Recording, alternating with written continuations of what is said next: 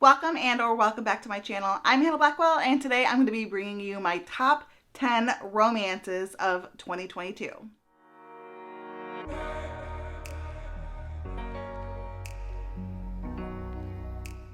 I am beyond excited to be bringing you this list. I was surprised that it was actually relatively easy to make, considering I have read at least, I would say, like 50 romances this year at least. I don't have like an updated full tally, but I think it's at least 50.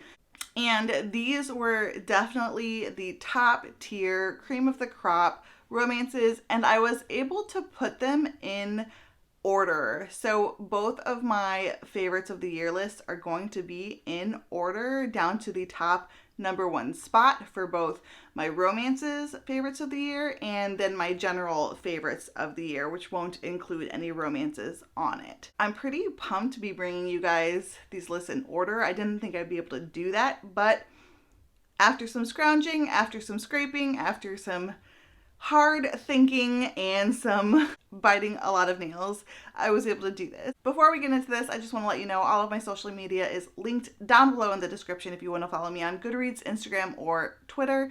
And if you have not already subscribed, I would love for you to do so. Click the like button and let me know down below, what is your favorite romance of the year? This list is in order. So just because a book is in, say, like the number 10 or 9 spot doesn't mean it's bad. That means it's in the top of the year. Like, these are my favorite romances. All of them are my favorite romances of the year. If there's a book on here that you think maybe belongs in like not the romance genre, then that is just fine. This is how I categorize romance books. So some of these books, other people may not, they may categorize them as they like fantasy, because a lot of fantasy romance is kind of like a mix between the two genres. So that's more what I'm talking about here. But if I felt like the point of the book, the point of the plot, was at least 50% romance, then I consider that a romance. Also, these are not books that necessarily came out this year. This is a list of books that I read this year. So this is my personal top 10 of 2022. And I feel like I've gotten basically everything out of the way. Let's just go ahead and get into this list. So, number 10 on this list is A Merry Little Meet Cute by Julie Murphy and Sierra Simone. This is the first Christmas rom-com that I have ever read, and I thoroughly enjoyed it. I thought that this book was so flippin' cute. I loved how it was modernized. It was basically about this adult film star and this like ex-boy band pop star who are both going to be co-starring in this Hallmark style Christmas movie. And neither of them wants the other one to know that they have giant crushes on the other one. So it is so cute. It's really spicy. I mean, you have Sierra Simone's influence in it, and I knew that from the get. A lot of people were surprised by the spice level, but considering Sierra Simone co-wrote it and it's about an adult porn star, I went into it thinking, okay, this is going to be like a high spice level book. And it was, and I was so happy with it. I love that there was so much different representation of it. There was lots of LGBTQIA plus representation, and there were a lot of just like really funny scenes and then cute scenes, and it was just like a sugar-coated, like in the best way, kind of fun time. So if you're looking for a super steamy but light material, like nothing deep, super just light, fluffy, and steamy, fun Christmas time, totally go for this one. It's funny, it's cute, it's sexy. It's everything I want in a rom-com. I would say if you like Tessa Bailey, you'll probably like Merry Little Meet Cute, because Tessa Bailey is extremely steamy compared to, I think, like a lot of rom-coms, and she's also kind of like fun and quirky. So, and I got a lot of that out of this book. So continuing on with this list, let's go to number 9. Number 9 was Titan by Jillian Graves.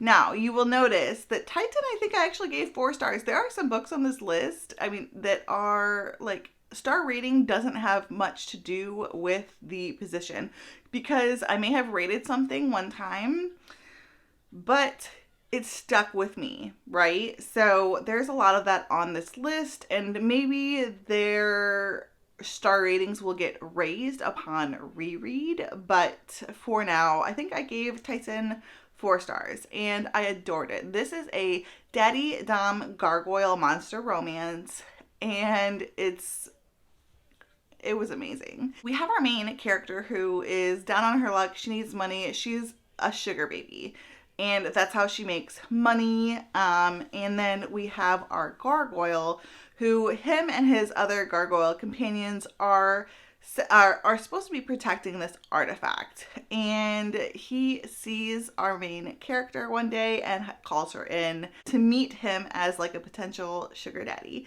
And things go from there. There is adventure. There is intrigue. There is lots of sexy, like, daddy dom time. And it's a monster romance. So you have this big gargantuan monster hero at the same time. And I love it. I'm a sucker for a book with a daddy kink, and this one was really excellent. I'm really looking forward to reading more from Jillian Graves. I think she has a couple books. I think she had a novella come out recently, and then I know she has another book coming out soon. So I'm definitely going to be keeping her on my radar as an author that I definitely want to read more from. This was super kinky, super fun, and it had like a bit of that adventure plot that you often get with like a mafia type romance, and that was extra fun because I like a little bit of an adventure plot dropped into my romances, as opposed to the big conflict being something like miscommunication, which is why I generally don't read a lot of contemporary romances. So anyway, this was a wonderful time. I had a lot of fun with it. Definitely recommend. Speaking of contemporary romances, I have my number 8 book. It Happened One Summer by Tessa Bailey. This is kind of tied with Hook, Line, and Sinker, but I really wanted to keep both of my lists down to like one book per series, hopefully one book per author. But this one, It Happened One Summer, I think edged out Hook, Line, and Sinker. I'm not sure what the ratings came out to, but you'd have to like check my Goodreads on that. It's linked down below. But in terms of my memory, I have a little bit more memory, I think, of It Happened One Summer, and certain dynamics in that book just really stuck with me. We have our main character, Piper Bellinger, who is a super rich it girl. She's kind of like Insta famous. Her stepfather is a movie mogul, and she ends up basically super messing up and getting sent by her stepfather to the town where her birth father is from to basically clean up or stay at this bar that he owned. Kind of like, okay, go learn some respect. Like, you're put on a budget. You need to go learn how to work hard and earn what you make and grow up a little bit. She gets sent to this town, and it's in the Pacific Northwest, and she meets a fisherman named Brendan, and he is a big burly like fisherman guy. He's a captain of a ship. He's super responsible. They have a little bit of an not enemies to lovers situation. It's more of like a hate to love, I would say. They just don't quite get along. There is an immediate attraction, but it's fought between the two of them, right? So they don't quite get along. Brendan thinks that Piper is spoiled, which, spoiler alert, she is. And Piper can't figure out why Brendan hates her. And so they just have this really cute romance. There are things that they end up doing for each other that are just so sweet. Yeah, I loved this. I loved this book a lot. It was the first contemporary rom-com that I ever fell in love with, and I'm really surprised to have 2 rom-coms on my top 10 of the year list. That's kind of surprising to me, though they are like in the like higher up spots. They're not in the top 5, you know, but they still are here. So it tells me that I should probably still continue picking up some rom-coms now and then. Number 7 on this list is Morning Glory Milking Farm by Sam Nascasta. This book surprised me, but not all that much. After hearing that it was a sweet and spicy time, I knew that it was probably something I'd really enjoy because I generally adore monster romances that are super spicy but super sweet. And that's exactly what this was. We have our main character who is kind of down on her luck and she needs to be making more money. She applies for this job at this milking farm in a town over where there are different kinds of creatures and monsters and mythical creatures, but they're not actually mythical, they're real. But in this town, they tend to congregate. So she applies for this job at a milking farm because the benefits and the salary online that are listed are phenomenal. She goes, she discovers what it's all about, and it's a Minotaur milking farm, and that's exactly what you think it would be. She takes the job and she ends up falling for a client, and that's what the romance is. It's between her and one of the Minotaurs that comes in, and it's so cute. Their relationship is adorable, and it's super steamy and spicy, and I'm really looking forward to continuing on in this series. I really liked it. I definitely recommend it if you are freaked out by the cover or by the concept, but you've liked sweet, spicy romances before, especially sweet, spicy fantasy or monster romances. Give it a go. Give it a go because it might surprise you. It's not as creepy as it sounds, if that makes sense. It's actually very sweet. Okay, so number 6 on my list is Her Soul to Take by Harley LaRue. I've heard so many people talking about this book, and it's for good reason. I adored it. I give it 5 stars. This is a paranormal romance where we have our main character, our heroine, who is a ghost hunter. She has a YouTube channel, and she decides to go back to her hometown to go to school. And in this town, she starts making these friends, but there turns out to be like a cult, and she accidentally summons a demon. And the romance is between her and the demon that she summons, and this gives you major Twilight vibes. It's set in the Pacific Northwest around Halloween. There are demons, witches, and a cult. There's a creepy secluded cabin like where she stays. It's very fall spooky season vibes. It is also full of trigger warnings, super spicy, super steamy, and also like very kinky. So make sure that you check trigger warnings. I mean, some of them include like blood play and CNC, so just keep that in mind. For this whole list, let me just go ahead and say, go ahead and check trigger warnings because sometimes I forget to say it, but if I recommend you a book, check the trigger warnings because generally the books I read have trigger warnings. At least the romance books. So anyway, I adored this book. Was quite disappointed by the second book in the series. DNF'd it just because the vibe just didn't feel the same. I think I DNF'd it like within 5 pages, honestly. Something about it just wasn't the same to me. I absolutely adored the first book in the series. So Her Soul to Take by Harley LaRue. Super, super kinky, fun time, and definitely recommend it for a fall romance read. So now we are in the top 5 romances of 2022. You've probably been waiting for this book to come up, or at least this author, considering the amount I've talked about her. And that's Mary Mystery. And the book I've chosen to represent Mary Mystery on this list is Liar Witch. That is the second book in the Traitor Witch series. The first book is Traitor Witch, second book is Liar Witch, and the third book is Pirate Witch. This is a reverse harem fantasy romance with pirates and our main character who is a lunar witch. And you could say it's paranormal because there's like shifters and kind of monster too because like of what these shifters turn into, some of them. But this is a reverse harem, and our lunar witch basically is on the run after some things go down at the very beginning of the book, and she ends up going with these pirates and portraying herself as a solar witch, which is basically they're very nun-like.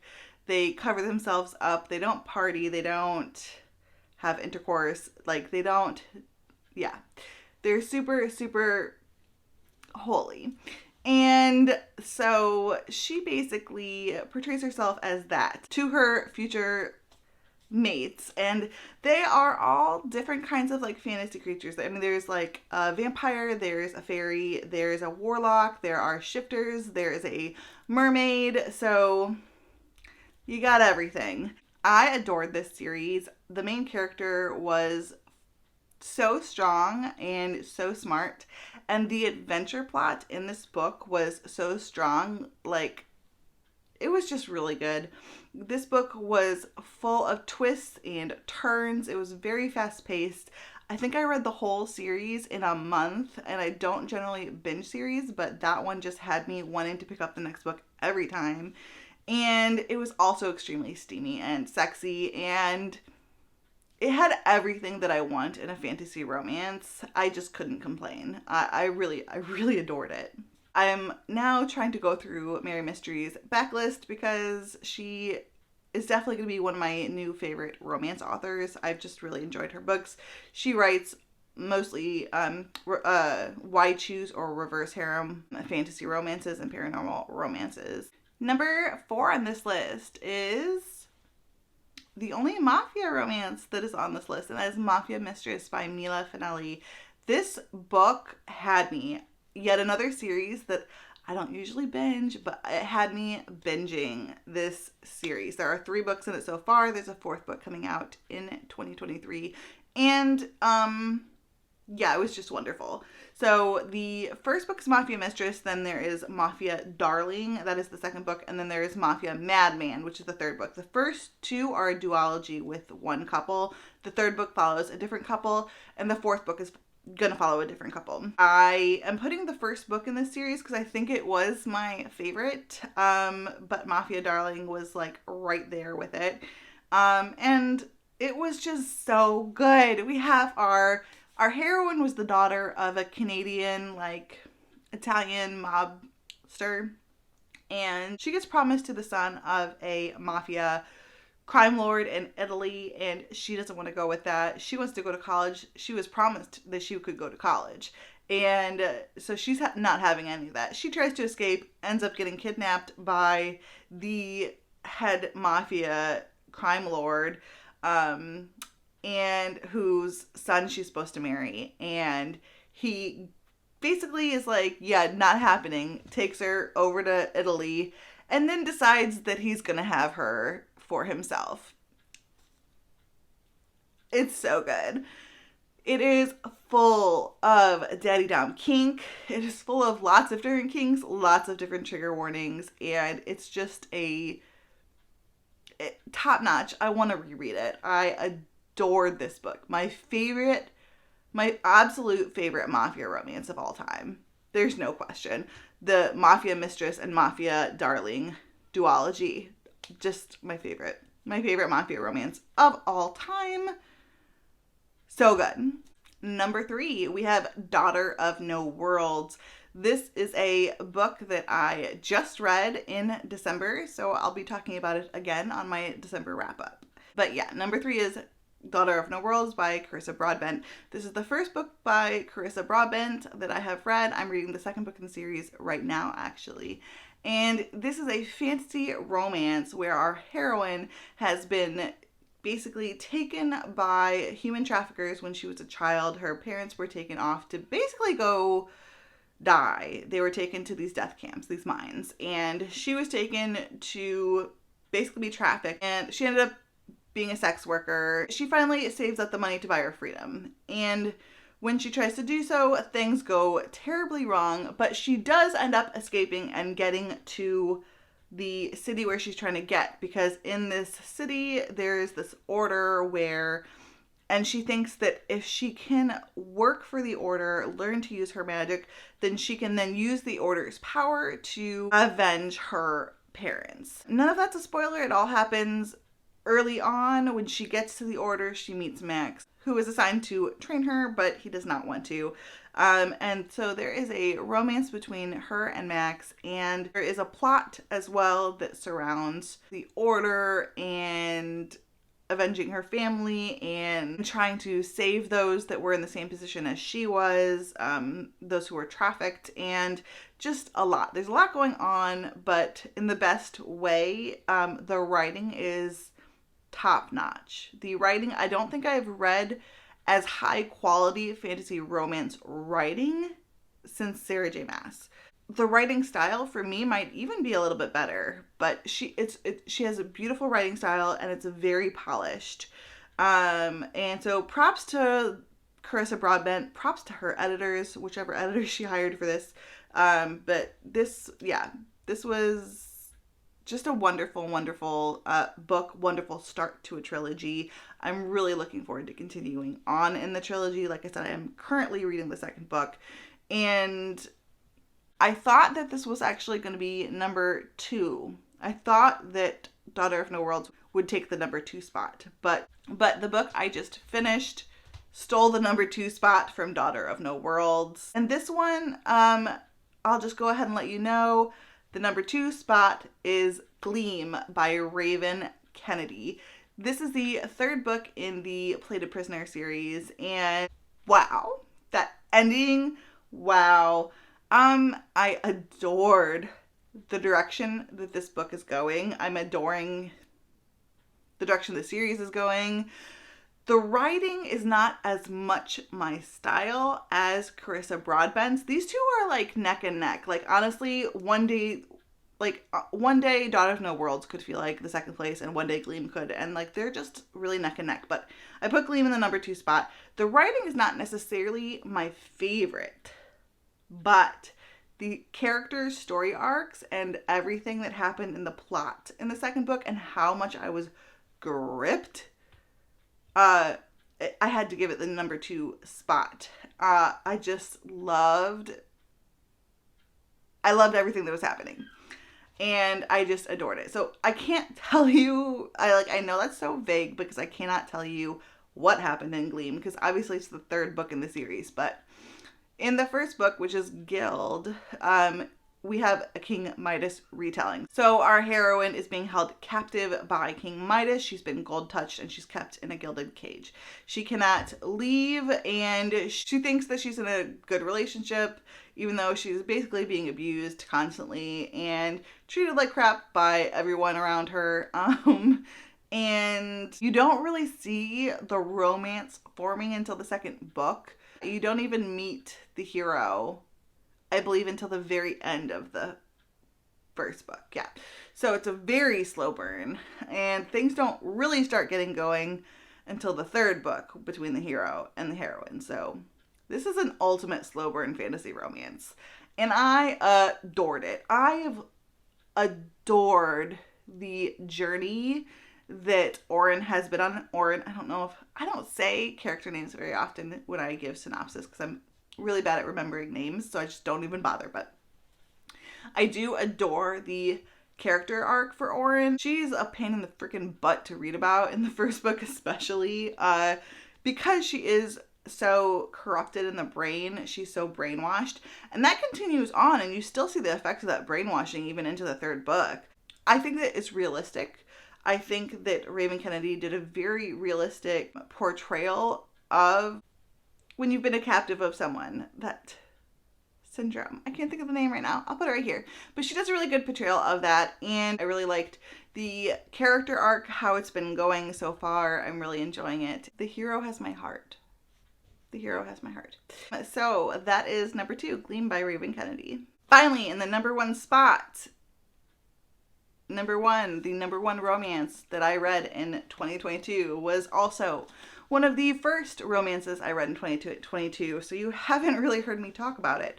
But that is A Court of Silver Flames by Sarah J. Maas, my favorite book by Sarah J. Maas of all time. I adored this book. I loved Nesta and Nesta's journey that she went through. I loved the trauma healing. I loved everything. I adore this book so much. So this is the 5th If you count the novella, this is the 5th book in this series. So I can't say much about it, but this follows a side character from the original series from ACOTAR, A Court of Thorns and Roses, which follows Farah when she is kidnapped by the Lord of the Fae Spring Court because she shot a fae when she was out hunting. So that is the original story, and there are 4 books in that series, but this book follows her sister Nesta, and I can't say enough. If you've been on BookTube, you know ACOTAR, you know about this book, but I think, in my opinion, Crescent City ain't hold a candle to A Court of Silver Flames. It just doesn't. I read Crescent City this year, or at the end of last year. I definitely read the second Crescent City this year, but I think I gave them both 4 stars. They were fine. They were fine. I want to reread this book about 1,000,000 times. I can't believe I haven't even reread it yet, but absolute number 1. There is no beating this. I don't know if there will ever be a romance that will beat this book. And fight me on it if you think this is a fantasy book and not a romance book and should be on my other list. Whatever. This is a romance book. And it was amazing. I don't know what else to say about it other than, like, probably no book will ever beat this. I really don't think so. I'm pretty sure no book will ever beat A Court of Silver Flames for me. I just don't think it's gonna happen. It just had everything I ever wanted in a book, and the journey, trauma healing, and Nesta's journey, and the strength, and the grit, and the love, and the spice, and like the steam, and the everything about it. Basically everything about it. This book was everything in the whole entire world. If you haven't read ACOTAR, read the series because it's amazing. And then let me know when you get to book 5, because wow. Okay, so there you have it. That is my top 10 romance books of 2022. I hope you guys enjoyed it. Let me know down in the comments what your favorite romance book of 2022 was. And don't forget to click the like button. If you have not already subscribed, I would love to have you do so. Down in the description, you can find links to my Goodreads, Twitter, and Instagram. Until next time, fellow readers, keep reading and living your best life. Guess you're trying to stay strong and fake a smile until I look away.